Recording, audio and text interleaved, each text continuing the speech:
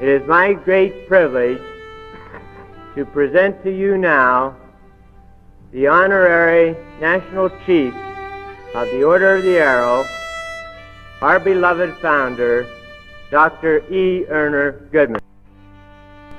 Now, the Order of the Arrow was founded, as you know, I think, upon an old Indian camping ground. But the original planning for the order, the original planning was not done there. You know where it was done?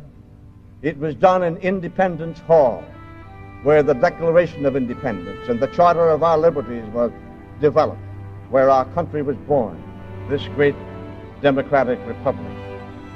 That's where the order was really born. So, naturally, we stress the principle of democracy in the order. Don't overlook the fact that our great democratic principles is going to be subject to attack during the years ahead in this promised land. In fact, my brothers, listen to your founder for just this minute. There was great danger in founding the Order of the Arrow, in picking out certain select men in a troop or a unit and setting them apart. Let me mention just three great dangers that we have to guard against. There's the danger of the clique, a little self-contained group of people better than thou, who look down the nose at the other fellow, who, like the small kids, say, I got something you ain't got. That sort of a spirit, you know. I remember two small boys when our own family were younger, two small boys, neighbor boys, about ages 7 and 5, that got a new bicycle, just one bicycle between them. And they did their best to ride that bicycle together. It wasn't a very successful demonstration. And finally, the older fella said to the littler boy, you know, if one of us would get off, I could ride better. And there's a danger, my brethren, that we may also inherit that spirit. If we keep some of these guys out, look how much better we'd be. The danger of the clique, of exclusiveness. Heaven guard against that danger in the promised land. Then there's a danger of the oligarchy. You know from your medieval history, or ancient history, what the oligarchy was. A few people in power in the lodge or in society. A few people in power. That's no way to maintain a strong organization or a strong nation. Yet it's so easy to fall into that situation, and I hope heaven spares us that danger. And then there's the danger of the boss.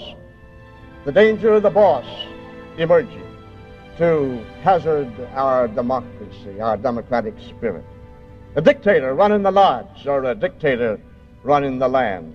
They're both of the same breed, and we've begun to rid the world of dictators, but they keep cropping up on us from time to time, don't they? If it isn't a Hitler or Mussolini, it's a Perón in South America. But on the other hand, let me put it positively, brothers. May we cherish the democratic spirit positively in the selection of our members, in accenting the importance of each individual member, not letting none be lost in the crowd. How I would love to have been able to do that more perfectly in this gathering. But nothing gave me greater pleasure than to talk to each individual member that I had a chance to run up against. Learning in youth, in days of youth, how to manage your own affairs more expertly by actual experience.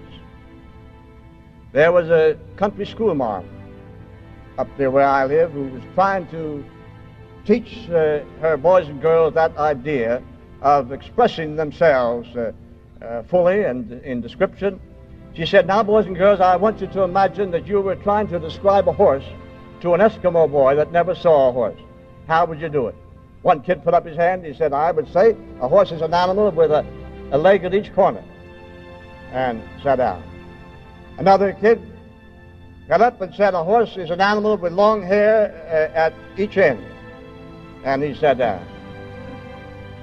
And a little girl with an eye to beauty said a horse is white or black or brown.